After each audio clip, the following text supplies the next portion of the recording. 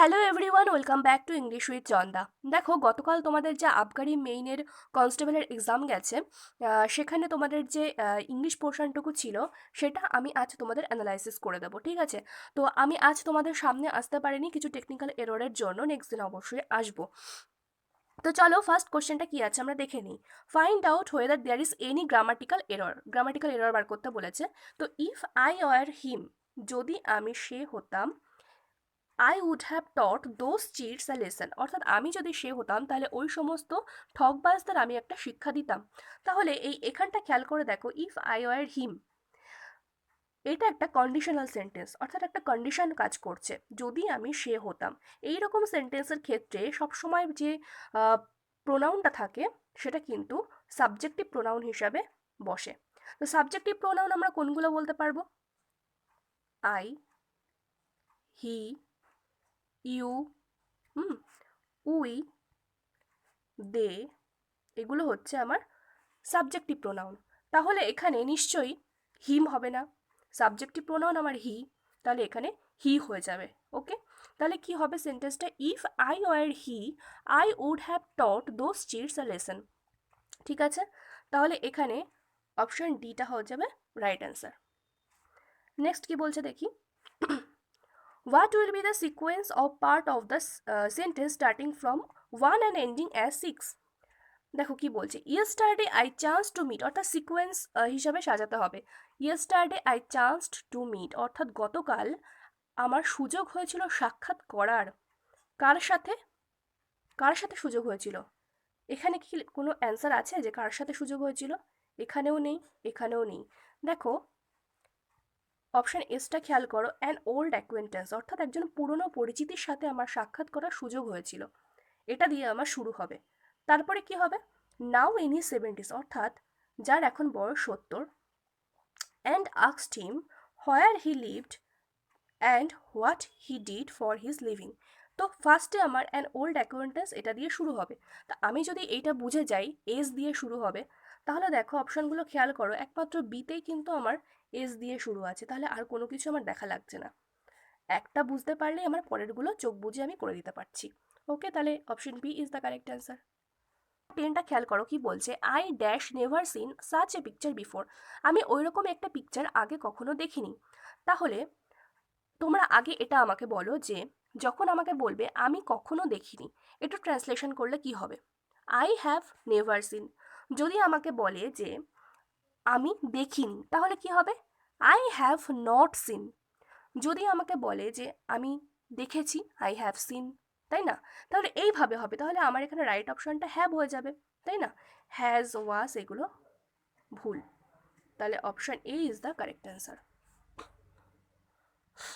Next দেখো number 15 কি বলছে, what will be the sequence of part of the sentence starting from 1 and ending as 6? What handicapped people an opportunity to pull their weight, but what we are ready and do something useful want most of all is. আচ্ছা, দেখো, what handicapped people, এটাকে যদি আমরা subject ধরি, সাবজেক্টের পরে আমরা কি জানি ভার্ব বসে, তাহলে শুধুমাত্র ভার্ব কোনটাতে আছে? এই চারটে অপশনের মধ্যে ওয়ান্ট শুধুমাত্র ভার্ব রয়েছে, তাই না? PQRS এটার মধ্যে একটাতেও কিন্তু আমার ভার্ব নেই, তাহলে আমার এস দিয়ে শুরু হবে। দেখো, চারটে অপশনের মধ্যে এস দিয়ে কোনটা শুরু আছে? অপশন বিটা কিন্তু এস দিয়ে শুরু আছে। তাহলে এইভাবে প্রথমটা যদি আমরা চুজ করতে পারি, পরেরগুলো কিন্তু আমরা চোখ বুঝে বসিয়ে দিতে পারবো। ঠিক আছে, হলো। নাম্বার 17 কে বলছে দেখো, find out the alternative of the underlined word from the following. The new economic policy is likely to run into rough weather. আচ্ছা, রান ইন্টু রাফ ওয়েদার এটা তো একটা ইডিয়াম, আমরা জানি। আমরা কি জানি ইডিয়াম মুখস্থ করতে হয়, তাই না? কিন্তু কখনো কখনো এমনও হয় যখন আমরা পরীক্ষায় কমন পাই না, তখন কিন্তু একটু কমন সেন্সের উপর ডিপেন্ড করে পরীক্ষায় অ্যান্সার করে আসা যায়। তো দেখি কেমন। আচ্ছা, রান ইন্টু রাফ ওয়েদার এটা যদি তুমি একটু কাঁচা বাংলা ভাষায় বলো, তাহলে এরকমটা মানে হচ্ছে যে রাফ ওয়েদার অর্থাৎ বাজে ওয়েদারে মধ্যে দিয়ে চলা। বাজে ওয়েদারের মধ্যে দিয়ে যদি চলো তাহলে কি হবে? বাজে ওয়েদারের মধ্যে দিয়ে চললে বিভিন্ন সমস্যার সম্মুখীন, বিভিন্ন বাধা বিঘ্নর সম্মুখীন আমরা হব। তাহলে এই অপশনগুলো এবার খেয়াল করো। এনকাউন্টার ডিফিকাল্টিস, আচ্ছা, ক্রিয়েট প্রবলেমস, সমস্যা সৃষ্টি করা, এটা হবে না। কনফিউজ ম্যাটার্স হবে না। মেক থিংস ডিফিকাল্ট হবে না। এনকাউন্টার ডিফিকাল্টিস, অর্থাৎ এনকাউন্টার মানে কোনো কিছুর সম্মুখীন হওয়া, আর ডিফিকাল্টি মানে সমস্যা। তাহলে এটার সাথে রান ইন্টু রাফ ওয়েদার এটার কিন্তু মিল খুঁজে পাচ্ছি, তাহলে option A is the correct answer. Number 21 দেখো কি বলছে, choose the correct sentence. The girl is taken biscuits everyday, the girl is being taken biscuits everyday, the girl takes biscuits everyday, the girl is taking biscuits everyday. আচ্ছা, যখন everyday কথা থাকবে তখন present indefinite tense হবে, এটা চোখ বন্ধ করে শুনে রাখো। দেখো অপশন সিতে একমাত্র প্রেজেন্ট ইনডেফিনিট টেন্স রয়েছে। যখন কোনো একটা মানুষ কোনো একটা কাজ নিয়মিত করছে সেক্ষেত্রে প্রেজেন্ট ইনডেফিনিট টেন্সের ব্যবহার করতে হবে। তাহলে আর কোনোটাতে আমরা প্রেজেন্ট ইনডেফিনিট টেন্স পাচ্ছি না, শুধুমাত্র অপশন সিতে পাচ্ছি। ঠিক আছে, নেক্সট কি বলছে দেখি, he got too tired dash of her work. সে ক্লান্ত হয়ে গিয়েছিল অতিরিক্ত পরিশ্রমের কারণে। তাহলে এখানে বিকজ অফ কারণে এটা হয়ে যাবে অ্যান্সার। এই অফটা কিন্তু হবে না, এই সিঙ্গেল অফ হবে। ঠিক আছে, অর্থাৎ সিঙ্গেল এফ হবে। Number D is the correct answer. Next কি বলছে দেখি, find out whether there is any grammatical error in the sentence. My father goes to his office 5 day week, ভুলটা আমার কোথায় আছে, 5 ডে উইক। যদি আমার 5 ডে এই দুটো কথার মাঝখানে যদি আমার একটা হাইফেন থাকতো তাহলে 5 ডে আমি লিখতে পারতাম, কিন্তু যেহেতু আমার এখানে হাইফেনটা নেই সেহেতু 5 ডেজ হয়ে যাবে। তাহলে রাইট অ্যান্সারটা কি হবে আমার, my father goes to his office 5 days a week. যদি আমার এখানে 5 ডেজ এ উইক থাকতো তাহলে কিন্তু এটা রাইট অ্যান্সার হয়ে যেত। যদি মাঝখানে হাইফেন থাকতো তাহলে আমি 5 ডে লিখতে পারতাম, যেহেতু মাঝখানে হাইফেন নেই সেহেতু আমাকে 5 ডেজ এ উইক লিখতে হবে। ওকে, তাহলে option A is the correct answer. Number 30 কি বলছে দেখি। আচ্ছা, number 30, what will be the sequence. আচ্ছা, আবার একটা সিকোয়েন্স দিয়েছে, দেখো no part of this publication may be. দেখো no part of this publication may be, আমরা জানি যে মে বি ভার্বের পরে সবসময় ভার্বের থার্ড ফর্ম বসে। এবার খেয়াল করে দেখো পি কিউ আর এস এই চারটের মধ্যে কোনটাতে ভার্বের থার্ড ফর্ম রয়েছে, রিপ্রোডিউসড, এটাতেই একমাত্র ভার্বের থার্ড ফর্ম রয়েছে না, রিপ্রোডিউসড। বাকিগুলো তো দেখো খেয়াল করে আর একটাতেও কিন্তু নেই। তাহলে চোখ বুঝে আমি কিউ দিয়ে যেটা শুরু সেটাই আমি অ্যান্সার করে দিতে পারছি। এখানে কোনটা কিউ দিয়ে শুরু আছে, অপশান সিতে দেখো কিউ দিয়ে একটাই শুরু আছে আর কোনোটা কিউ দিয়ে শুরু নেই, তাহলে চোখ বুঝে আমি এটা অ্যান্সার করে দিতে পারছি। ওকে, 32 কি বলছে দেখো, choose the correctly spelled word worrisome. Worrisome কথার অর্থ হচ্ছে বিরক্তিকর। দেখো option C is the correct answer, WORRISOME, এটা কারেক্ট হয়ে যাবে। ওকে, নেক্সট দেখি, find out whether there is any grammatical error. আচ্ছা, if she will be promoted she will get a higher salary. আচ্ছা, আগে বাংলাটা বলো, এখানে যে বাংলাটা আছে সেটা আগে বলো কি হবে। If she will be promoted, যদি তাকে প্রমোট করা হবে। বাংলা ভাষায় কি এমন লেখা যায় যদি তাকে প্রমোট করা হবে? যদি তাকে প্রমোট করা হয় তাহলে সে একটা হায়ার স্যালারি পাবে, তাই না? যদি তাকে প্রমোট করা হয় তাহলে এটার যখন আমি ট্রান্সলেশন করব তখন কি হবে, ইফ শি ইজ প্রমোটেড। তাহলে কারেক্ট অ্যান্সারটা আমার হয়ে যাবে ইফ শি ইজ প্রমোটেড। তাহলে আমার এখানে option D is the correct answer, অর্থাৎ শি উইল বি প্রমোটেড, এখানটা আমার ভুল আছে। ওকে, নেক্সট দেখি, আমি একটু তাড়াতাড়ি যাচ্ছি, বেশি টাইম নেব না। Find out the alternative of the underlined word from the following. The number of globetrotters has increased after the Second World War. Globetrotters বলতে ভ্রমণকারী, ভ্রমণকারী কারা, অর্থাৎ সারা পৃথিবীব্যাপী যারা ঘুরে বেড়ায় তাদের কথা বলা হচ্ছে। তো option B is the correct answer, travellers around the world. গ্লোবট্রটার্সের মিনিং এটা হয়ে যাবে। Okay, next, choose the correctly spelled word harassment. আচ্ছা, এখানে অপশন এটা কারেক্ট অ্যান্সার হবে। দেখো এমন দিয়েছে চারটে অপশন, মনে হচ্ছে সবকটাই যেন হতে পারে, তাই না? এই জন্য যখন পড়তে হয় তখন প্রোনাউন্সিয়েশনটা ঠিকঠাকভাবে পড়তে হয়। HARASSMENT, এটা হয়ে যাবে কারেক্ট অ্যান্সার। নেক্সট দেখি, choose the correctly spelled word consensus. এখানে option C is the correct answer, CONACNSUS। Okay, next চলো, চুজ দ্য কারেক্ট সেন্টেন্স। আচ্ছা, যখন আমার এরকম 2-3টে সাবজেক্ট থাকবে এবং তার মাঝে প্রোনাউন থাকবে, এরকমের ক্ষেত্রে একটা সূত্র আছে, সেটা হচ্ছে 2-3-1, 2-3-1-এর সূত্র, তাই না? 2-3-1-এর সূত্র, অর্থাৎ second person, third person, first person. প্রথমে আমার সেকেন্ড পার্সন আসবে, তারপর থার্ড পার্সন আসবে, তারপর ফার্স্ট পার্সন আসবে।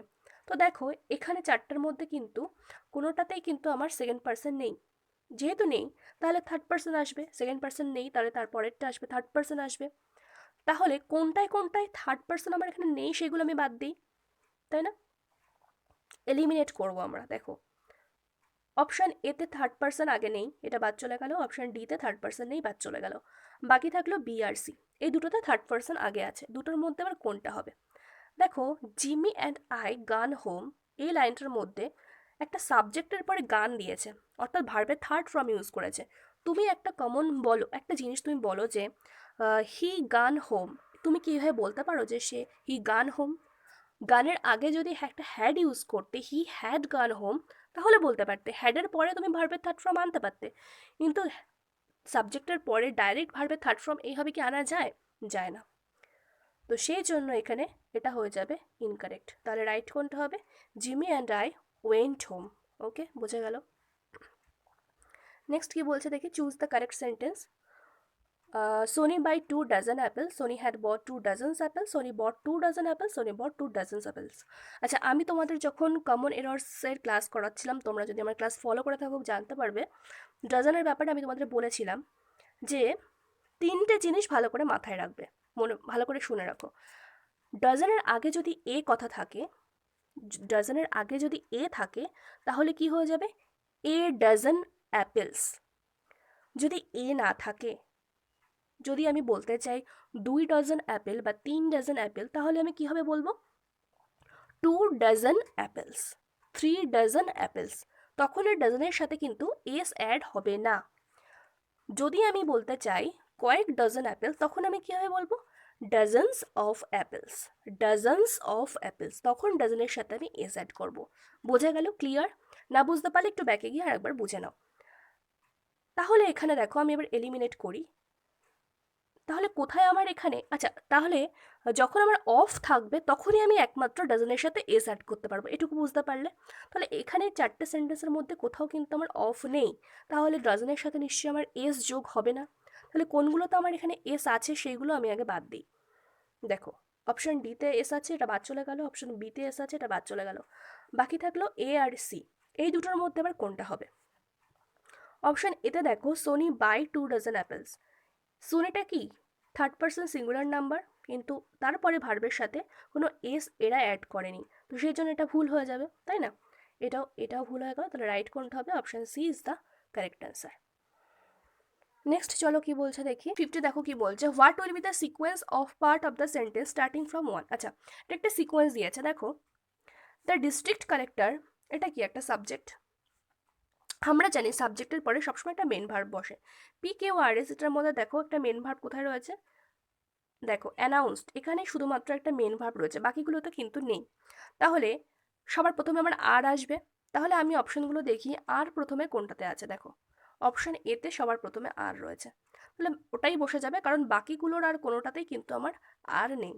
তাহলে এটাই আমার কারেক্ট অ্যান্সার। বোঝা গেল? নেক্সট নাম্বার 53 কি বলছে দেখো, হার থিঙ্কিং লিন্স ড্যাশ ডেমোক্রেসি, অর্থাৎ তার চিন্তা ভাবনা ডেমোক্রেসির দিকে ঝুঁকছে, বা তার টেন্ডেন্সি যেন গণতন্ত্রের দিকে, এরকম একটা। অর্থাৎ লিন্সের পরে যদি আমি টুয়ার্ডস বসাই, তাহলে কিন্তু আমার যে মিনিংটা দাঁড়াচ্ছে সেটা হচ্ছে টেন্ডেন্সি বোঝাচ্ছে একটা, ঠিক আছে? তো সেই জন্য আমার এখানে লিন্সের পরে টুয়ার্ডস হয়ে যাবে। Okay, next choose the correct sentence. A vegetarian is a person who never is eating meat. A vegetarian is a person who never eat meat. A vegetarian is a person who is never eating meat. A vegetarian is a person who never eats meat.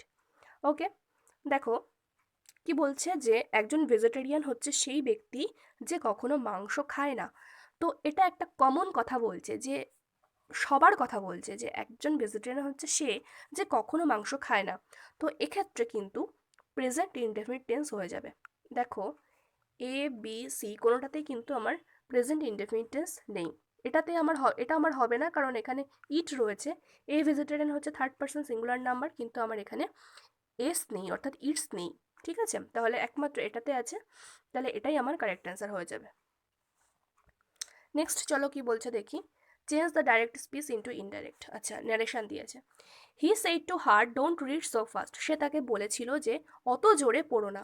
যখন don't থাকবে তখন indirect স্পিচে করার সময় কিন্তু আমার not to চলে আসবে, তাই না? তাহলে আমি আগে এলিমিনেট করে দেখবো যে কোথায় নট টু নেই। দেখো অপশন বি আর অপশন সিতে কিন্তু নট টু নেই, ডোন্ট রয়েছে, তাহলে এই দুটো আমার প্রথমেই বাদ চলে গেল।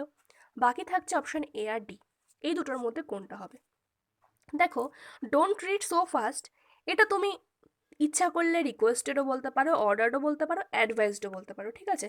তো যখন আমরা এটা ঠিক করতে পারছি না আমি কোনটা বলবো, সেক্ষেত্রে তুমি ডাইরেক্ট টোল্ড দিয়ে দাও না, ঝামেলা মিটে গেল, কোনো রকম ঝামেলা পড়ার দরকার নেই। নেক্সট চলো কি বলছে দেখি। Find out whether there is any grammatical error in the sentence below. আচ্ছা, he is going every day for a morning walk with his friends and neighbours. সে রোজ মর্নিং ওয়াকে যায় তার বন্ধু এবং নেবার্সদের সাথে। আচ্ছা, হি ইজ গোয়িং এভরি, সে প্রত্যেক দিন যায়, আমি আগেই বলেছি যখন প্রত্যেক দিন একটা মানুষ কোনো কাজ করছে তখন কিন্তু সেখানে প্রেজেন্ট ইনডেফিনিট টেন্স বসে, কিন্তু এখানে আমার কিন্তু কন্টিনিউয়াস টেন্স রয়েছে, তাহলে এখানেই আমার ভুলটা আছে। তাহলে option D is the correct answer, তাহলে হবে he goes every day.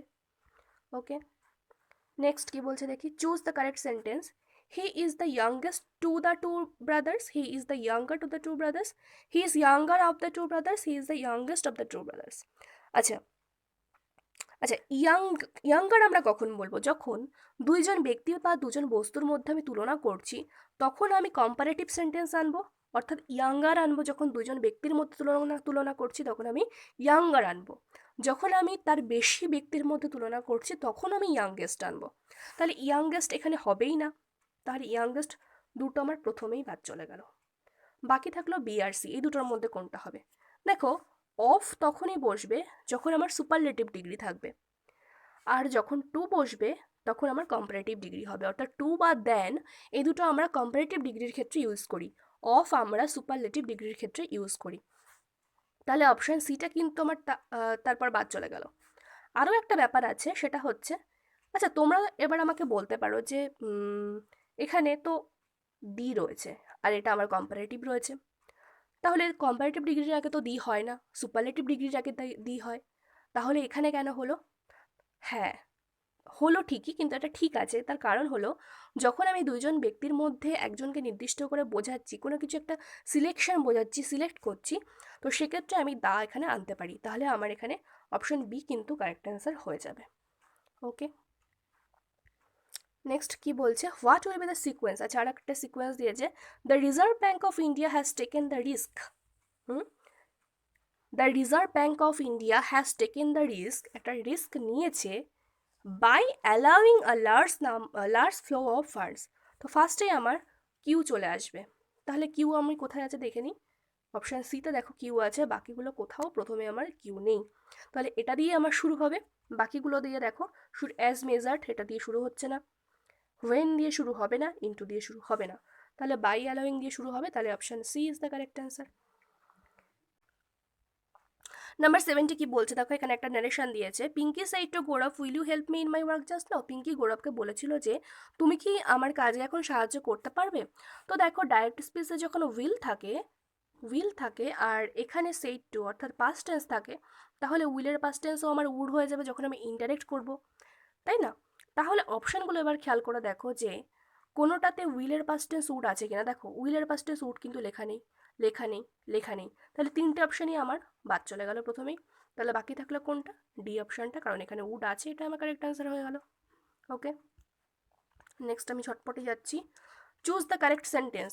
Would you like the glass of water, do you like the glass of water, would you like a glass of water, do you like a glass of water. আচ্ছা, would কথা আমরা কখন use করি? একটা তো হচ্ছে উইলের past tense would, আরেকভাবে আমরা উড ইউজ করি যখন আমি কোনো পোলাইটনেস বোঝাতে চাইছি। হ্যাঁ, আমি প্লিজ প্লিজ যদি আমি বোঝাচ্ছি বা পোলাইটনেস বোঝাচ্ছি, মানে ধরো এইভাবে যদি আমি বলি, would you like to have a cup of tea. Hmm, আবার would you like glass of water. তো এই সমস্ত ক্ষেত্রে আমি উড ইউজ করতে পারি, কারণ কাউকে যখন আমি একটা গ্লাসের জলের গ্লাস বা এক কাপ চায়ের অফার করছি, সেক্ষেত্রে আমি একটু পোলাইটলি বলছি না, তো সেক্ষেত্রে আমাকে উড লিখতে হবে সেই সমস্ত ক্ষেত্রে। তো ডু ইউ প্রথমেই বাদ চলে গেল। এবার থাকলো would you like the glass of water, would you like a glass of water. যখন তুমি ফার্স্ট টাইম কাউকে অফার করছো কোনো জিনিসের, তাহলে কি নির্দিষ্টভাবে কিছু অফার করছো? না, এ গ্লাস অফ ওয়াটার হয়ে যাবে, দি গ্লাস কিন্তু হবে না, এই গ্লাস হয়ে যাবে। প্রথম যখন কাউকে অফার করছো তখন এই হয়ে যাবে, ডেফিনিট আর্টিকেল ওখানে বসবে না। Okay, next 75 alternative of the underlined word. আচ্ছা, wait here I shall be back in a jiffy, এখানে অপেক্ষা করো আমি এক্ষুনি ফিরে আসবো। অর্থাৎ ইন এ জিফি কথার অর্থ কি? ইন এ জিফি কথার অর্থ হলো অ্যাট ওয়ান্স অর ইমিডিয়েটলি, তাহলে এখানে option A is the correct answer, বাকিগুলো হবে না। অ্যাট ওয়ান্স অর ইমিডিয়েটলি বোঝা গেল। নেক্সট কি বলছে, চেঞ্জ দ্য ডাইরেক্ট স্পিচ। আচ্ছা, ন্যারেশন দিয়েছে, I said to my brother let us go to some hill station for a change. আচ্ছা, যখন ডাইরেক্ট স্পিচে লেট দিয়ে শুরু থাকবে, বুঝে নিতে হবে সেন্টেন্সটা কেমন টাইপের দিয়েছে, সেটা আমাকে বুঝে নিতে হবে। এখানে যেটা দিয়েছে, এখানে কিন্তু আমার সাজেশন বা প্রপোজড, সাজেস্টেড বা প্রপোজড এই টাইপের কিছু আসবে। তো ওখানে অপশনগুলোর মধ্যে দেখো সাজেস্টেড শুধুমাত্র একটাতেই রয়েছে, অপশন বিতে। তো I think option B is the correct answer. আর সাজেস্টেড আনলে কিন্তু তার সাথে শুডও আনতে হবে রিপোর্টেড স্পিচের জায়গায়, বোঝা গেল? তাহলে বাকিগুলো হবে না, কারণ সাজেস্টেড কোথাও নেই, তাহলে option B is the correct answer. Next, find out the alternative of the underlined word. আচ্ছা, I have come to know of your hole and corner method of dealing with people. Hole and corner again idiom দিয়েছে একটা। তো আমি তোমাদের বলেছি যে idiom common সেন্সের উপর depend করে লেখা যায়, কেমন এটাতেও আমরা দেখব। হোল অ্যান্ড কর্নার, আচ্ছা একটা জিনিস তোমরা বলো, ধরো কোনো একটা জিনিস, হোল মানে গর্ত, মনে করো কোনো একটা জিনিস তুমি একটা গর্তের মধ্যে রেখেছো, তার মানে কি? তুমি জিনিসটাকে লুকিয়ে রাখার চেষ্টা করছো। কোনো একটা জিনিস তুমি একটা কর্নারে রেখেছো, তার মানে কি? তুমি জিনিসটা লুকিয়ে রাখার চেষ্টা করছো। তুমি যখন কোনো জিনিস লুকিয়ে রাখার চেষ্টা করছো, তার মানে কি? তুমি সেটা গোপন করে রাখতে চাইছো, সিক্রেট রাখতে চাইছো, তাহলে সেটা সিক্রেট হয়ে যাবে, বাকিগুলো হবে না, বোঝা গেল? নেক্সট কি বলছে, ন্যারেশন দিয়েছে, he said to his servant why are you so lazy today. He said to his servant, আচ্ছা এটা তো আমার ইন্টারোগেটিভ সেন্টেন্সে রয়েছে রিপোর্টেড স্পিচটা, তো সেই জন্য আমার আক্সড এসে যাবে। তো সবকটাতেই আমার আক্সড রয়েছে, সুতরাং তার পরেরগুলো আমাকে দেখতে হবে। হি আক্সড হিজ সার্ভেন্ট হোয়াই, হোয়াই এখানে কি হয়ে যাবে, আর ইউ, আর ইউ তো হোয়াই এর পরে কি এসে যাবে আমার, ইউ। ইউটা কাকে বোঝাতে চাইছে? হি সার্ভেন্টকে ইউ বোঝাতে চাইছে, তাহলে হি চলে আসবে। হোয়াই হি, আর এর জায়গায় কি হয়ে যাবে, ওয়াজ। কেন না, এখানে আমার পাস্ট টেন্স রয়েছে, সেইড টু রয়েছে, সেই জন্য আরটা ওয়াজ হয়ে যাবে। তাহলে কি হবে, he asked his servant why he was so lazy টুডেটা আমার দ্যাট ডে হয়ে যাবে। তাহলে হবে he asked his servant why he was so lazy that day. Option D is the correct answer. Last number 90 কি বলছে, find out the alternative of the underlined word. আচ্ছা, the trade unions seemingly rightful demand is only a stalking horse to blackmail the management. Rightful demand বলতে ন্যায্য দাবির কথা বোঝাচ্ছে। দেখো, stocking horse কথার অর্থ, মনে করো কোনো একটা প্রকৃত উদ্দেশ্য, সেটাকে তুমি গোপন করতে চাইছো যে পদ্ধতির দ্বারা। কোনো একটা প্রকৃত উদ্দেশ্যকে তুমি কিভাবে গোপন করতে চাও? কোনো একটা কৌশলের দ্বারা। গোপন কিভাবে করবে তুমি কোনো একটা প্রকৃত উদ্দেশ্যকে? কোনো একটা কৌশল অবলম্বন করে। তো সেক্ষেত্রে প্রিটেন্স মানে ভান করা হবে না, সাজেশন মানে কোনো ধারণা দেওয়া, প্রপোজাল প্রস্তাব, এগুলো তিনটে কোনোটাই হবে না, trick is the correct answer. তো এই ছিল তোমাদের 30টা ইংলিশের কোশ্চেন। তো কিছু টেকনিক্যাল এররের জন্য আজ আমি তোমাদের সামনে আসতে পারিনি, নেক্সট দিন অবশ্যই আসবো। আর আর তোমরা ইংলিশে এই 30টা কোশ্চেনের মধ্যে কে কত পেয়েছো আমাকে কিন্তু অবশ্যই কমেন্ট করে জানাবে, ঠিক আছে? তো আজ এই অবধি, ভালো থেকো, সুস্থ থেকো, বাই।